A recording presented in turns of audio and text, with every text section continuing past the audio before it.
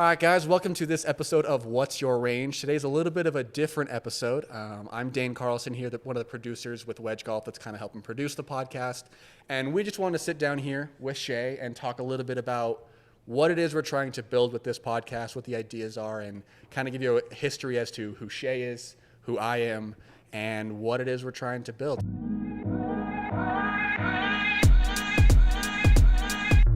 So first off, Shea, how you doing, man? I'm doing good, man. Good. It's been exciting. We're here at X Golf in Riverton, and so this is changing up a little bit. The last podcast we were at Riverside. Correct. So we're going to change it up, I think, frequently throughout the podcast. I'm just a massive golf fan since I was a kid, and my dad took me out when I was a little kid. I had like one lesson. Didn't really golf much, and then in high school picked up golf again, and it's been one of my favorite hobbies for sure. And so as I have continued in the business world, you don't get to golf as much in the beginning when you're hustling, and now at this point in my life I can finally golf again. So bringing my two favorite things in the world, golf and business, is really the basis of, I think, the podcast is there was always those talks that the biggest deals in the world were made on golf courses. And I don't know about that, but I do know a lot of fun has happened on golf courses. And there is this balance of business and golf, especially after COVID. The golf world has just taken off. 100%. And so we want to do something different. We didn't want to do just a regular podcast sitting there. Like, we want to go enjoy courses and enjoy places like X Golf and change it up and incorporate, all the different parts of golf and what's going on in the industry. Yeah. So. No, and I love that. And I love kind of what you touched on there because, obviously me and you, we met through golf. Right. We met years ago. Kind of you ran your tournament from your financial institution, from Stonebriar. And with what you guys were running, one thing I've learned from you and working with you for all this time is you really do love to bring people together. That's kind of always been something that's kind of a large part of your personality. And I think that's getting to the core of what we're hoping this podcast to be, is an opportunity to, again, bring people together over something that they really love, which is that golf and that business. Yeah, I think one of the things that I saw even growing up is I served an LDS mission. I got home, got into Utah. There was just so much going on. There's even more going on right now. And I wanted to bring people together. And I actually started a company called Self Dev with a buddy. And the idea was, I didn't have any natural skill, or hadn't built a career yet. So I had no reason to be on a stage. But then my second thought was like, well, I'll just build the stage, and then I'll invite people to come on.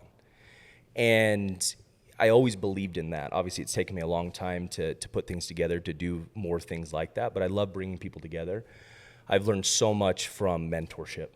And I think no matter where I've been in my career and the things I've learned, even with our podcast we did at Riverside, like, the insights from Bronson and Bennett and Ryan are huge for me.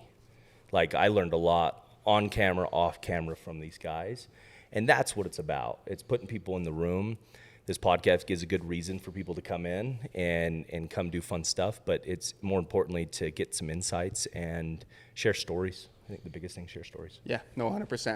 And those stories are powerful, like you're saying. There's a lot of opportunity for people to learn from. I mean, there's things about Bronson. I was lucky enough to work with Bronson earlier in my career, and then having that podcast, you hear more of his stories, hearing more about what he's about, and it's super cool to hear how these guys get to where they get and what makes them who they are. I was listening to actually a different podcast this morning. It was the same idea where it's every time you meet somebody, there's a whole world of how that person got in front of you, and so it's super cool to hear how that might have happened, how that person, what led them to where they are. So, and I think that's actually what a lot of people might want to know about you. A lot of these guys maybe know Bronson, maybe know stuff, and they'd be saying, hey, who's this Shea guy? So I think it might be awesome for us that a lot lately. Like, who to is this run through your story, run through who it is that you are and what it is that you're about. So you mentioned there kind of that first business after having served that LDS mission. Maybe run us from there. Kind of what was your business route to leading towards where you are now? So I can go back. So I was raised in a unique situation. Born in Florida. There's a whole other story about my mother was adopted, got some mafia ties that I figured out later on. But my mom struggled growing up or raising us, and so ultimately my mom lost custody of us when I was about 8. And so it forced me to get on a plane, have to go move to Blanding, Utah, middle of nowhere, Utah. The big city of Blanding. Blanding. The big city of Blanding. You know, my sisters went somewhere else because they were my half-sisters. So we just kind of split up, and my dad, you know, made the best decision he could, and that was put me in my grandparents' home. So I moved to Blanding, middle of nowhere, and my grandfather, though, was kind of the town legend. He was the first football coach. Football there in Blanding is kind of like Texas football, like it is everything.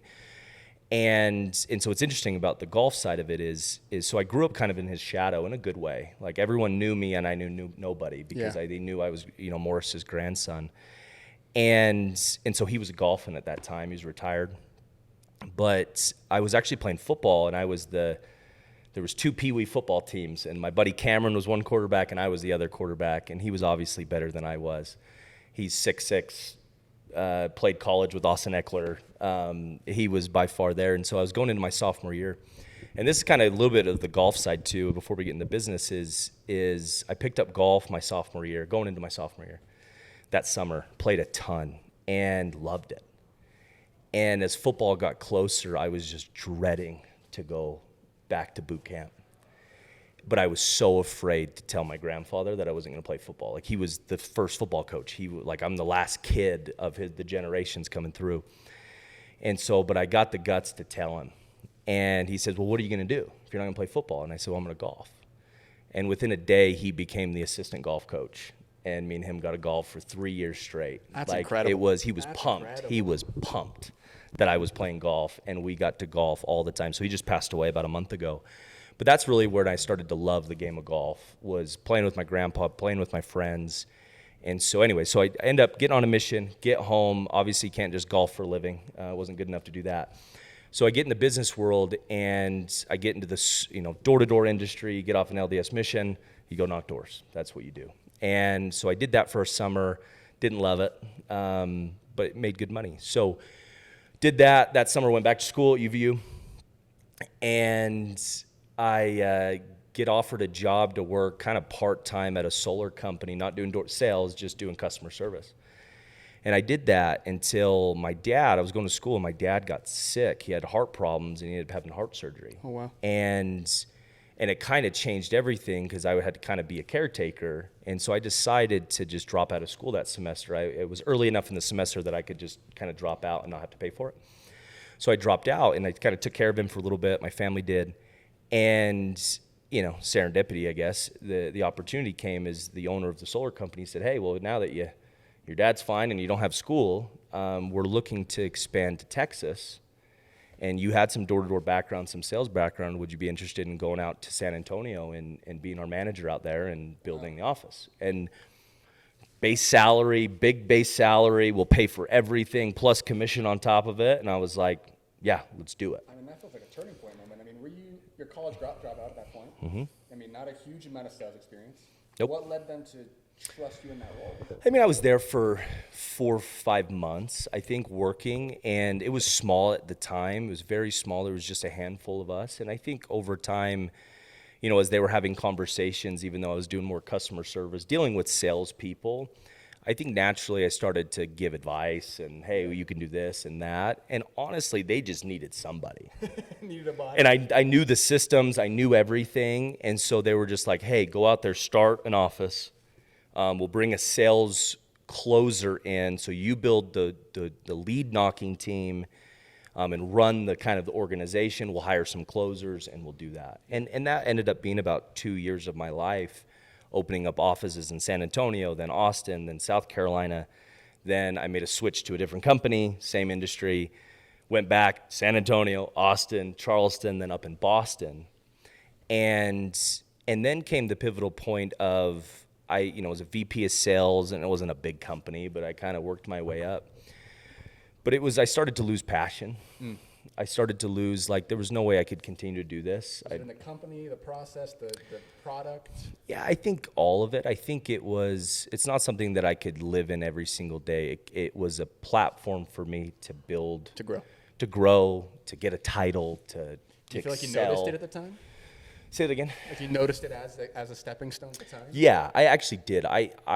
That's something that I definitely pride myself on. I can see patterns a little bit of how this can be an opportunity if you just kind of put your head down and work. That it doesn't have to, you don't have to hire a job, work in a job like I'm going to be here forever. Yeah. Like you can give your best effort and still have goals to be able to progress past it, to do more. So that came to a point, and I was actually at this point built these 4 offices. I was kind of running the teams from Utah, so I just traveled around. I was just kind of a cheerleader. We had a Slack channel, and I would just motivate my reps every day, and I just like play video games and motivate reps all day. So it was a pretty chill job, but as much as that was, I think that's why I lost passion, because there was no more left. And anyways, I was on a trip to Charleston, and this is where to do some permits for the solar company. And I posted it on social media, thank goodness, because my buddy, my old mission companion, saw I was in Charleston and said, hey, and we had worked together previous in solar. And he said, hey, see, you're in Charleston. How about you go buy a suit and come up to Greenville, which is a few hours away, and come sit with me and my brothers. They owned a wealth management firm. So I was like, okay. So I bought a suit, and I had wore a suit like since my mission, and drove up there. And that day changed my life forever, because there were 2 brothers working with their dad at a successful wealth management firm in Greenville. And by the end of the day, they offered me a job. And that's when I think I realized, I really didn't care about the job I was currently doing, and I was ready to move on. And I didn't take the job right away, but on that flight home is when I realized, nope, I'm quitting my job. And I quit my job before I even had another job, because I said no to them. And Bold. So I had to go back to them and pretend that I still had opportunities and say, hey, I left this job. I have some other opportunities, so you better lock me down if you want me. And I ended up doing that. I ended up consulting for another solar company in between, but ultimately that led me to Orlando. And Orlando, I went, and the 2 brothers that I worked for in the wealth management, Chris and Sam Dixon, they wanted to expand it into Orlando from South Carolina. And so because of my background in solar, opening up offices, they're like, hey, you come in, not as an advisor, but somebody like a VP of business development, come in and help us scale these offices, which we did. We opened 3 or 4 offices in Orlando. Huge. And they've got to be still one of the fastest growing firms in Florida now. And so that's when, I was able to kind of transition to another industry, still bring my talents, everything that I built. But the finance world, unlike solar, really doesn't have an end game.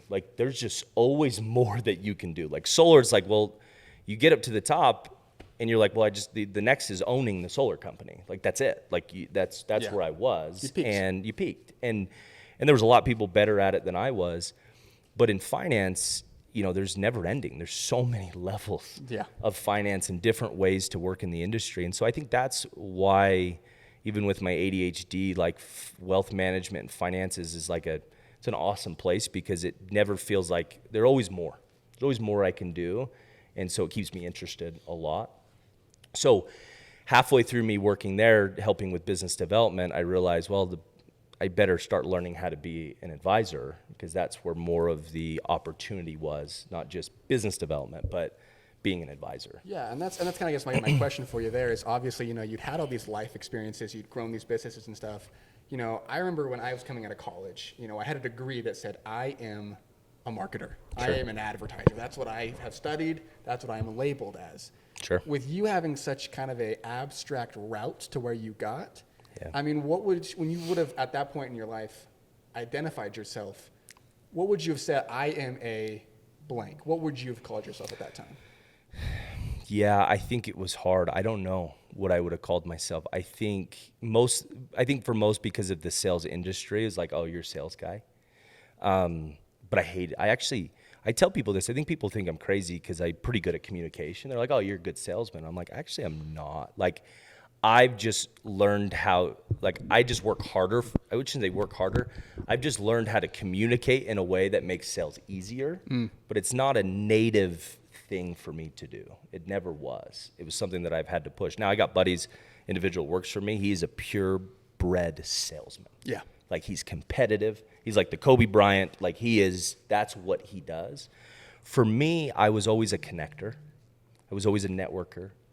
And so I would use that to be able to get sales easier. I would use those skills to be able to work deals and to connect and kind of work my way up the path in the systems. But I was definitely probably more skilled as an executive or an operator than I was a salesman. But the hard thing about an executive and operator, there's no money in it unless you're at the top. So the easier money is to go do sales. Because even if you're not the best salesman, you're still making more than everyone else is making, right? And so that's kind of what happened. So I don't know what I would have called myself. All I knew is that I had a passion for building. Yeah. Like, I think that's the biggest thing. I have zero motivation in money. Money's only motivated me when I didn't have any. Like when I needed it to pay something.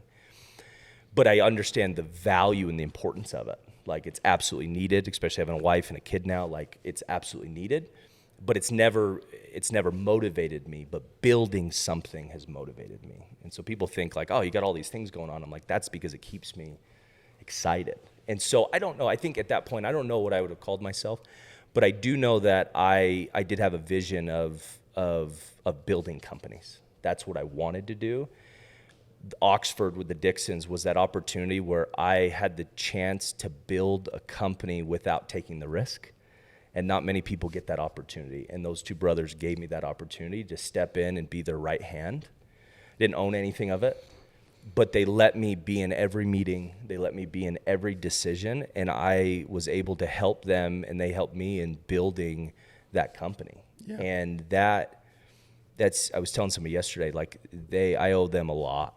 I have different vision of how I would want to do it than they would, but that opportunity they gave me was the greatest. But what I had to do when I left Utah, I had built up this connection and this network in Utah, all of this, and I literally ended all of it and got on a plane, went to Florida, and almost shut out the Utah world. And I think that is an important point, is that I'm always naturally a connector, a networker. I want to go be a part of a lot of different things.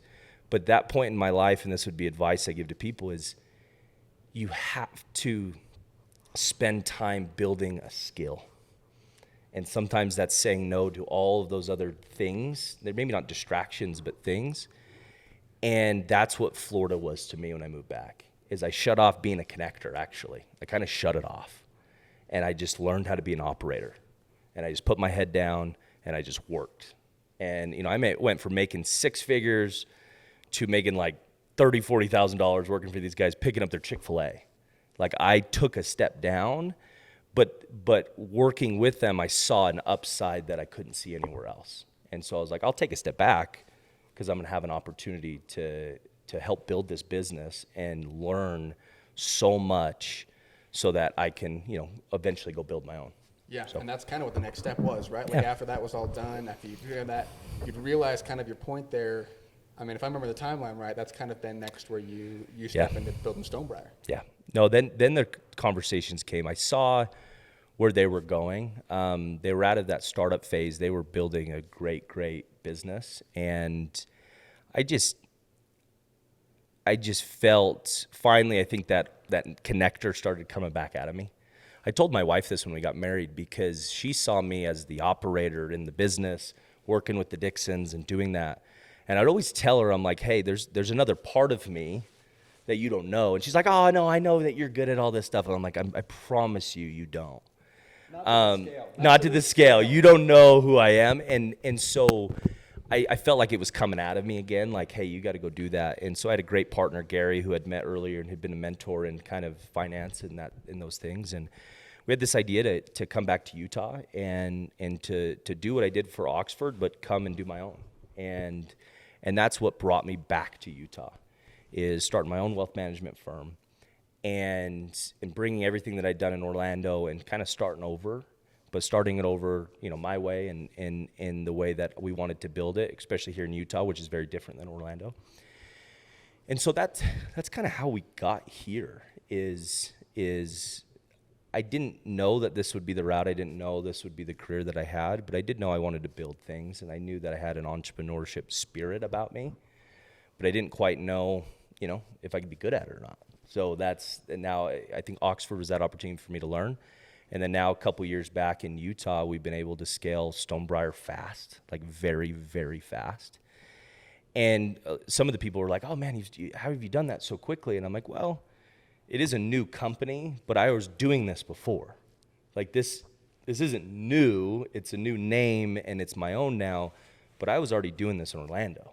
Like this is what I was doing. So it just felt like another office I was building, just another, but now it's here in the network here in Utah, it all came back, right? Like everything that I'd left years and years ago, within about a year, I felt like I was back integrated to these valleys, and obviously met you and some of those things. So that's kind of the career path of whatever that's worth of how I got here in this. But now that the wealth management firm is built and we'll continue to scale it, now we're starting to get our hands into consulting and working with obviously you guys and Wedge and golf. And now we get to kind of bring the hobbies in and we get to bring the fun that I really haven't had a whole lot of previous to moving back to Utah. It was just work for all those years. It was just hustling and building, and now we get to hustle and build and have some fun. So. 100%.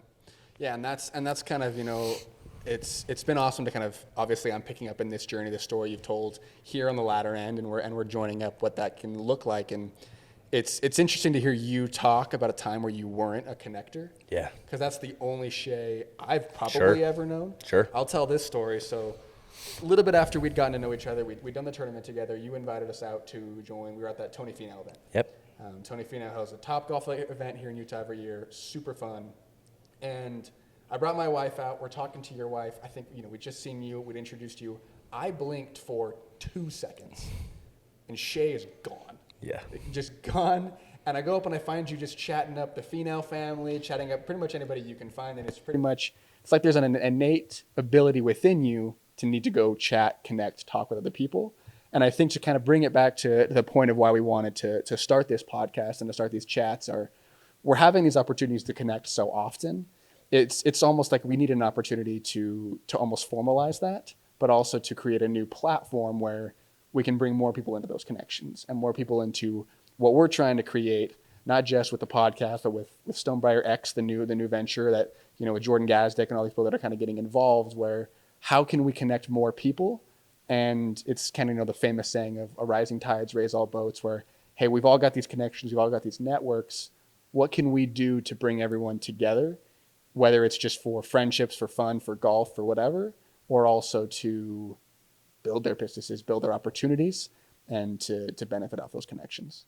Yeah, I think Ryan Smith is a good example. Awesome example, yeah. Right here in Utah, obviously, in the Millers and the Huntsmans and, the people before him. And now there's, the Todd Petersons, the Ryan Smiths, and those that have set foundations. But Ryan specifically, of what he's done with the Jazz and obviously pushing for a hockey team and the baseball team with the Millers. And I think we're in a place now, the world has seen that Utah, obviously we went from kind of a Mormon state, it's like Utah is a bunch of Mormons, and now we're getting a lot of influence in the business world. Right. And we're the nickname Silicon Slopes, and there's so much talent here. There's extreme sales talent here, and that is straight on Todd Peterson. That is straight on some of these people that took kind of the LDS mission and then be able to kind of monetize it in a positive way to be able to build, wealth in these communities and these billion-dollar companies.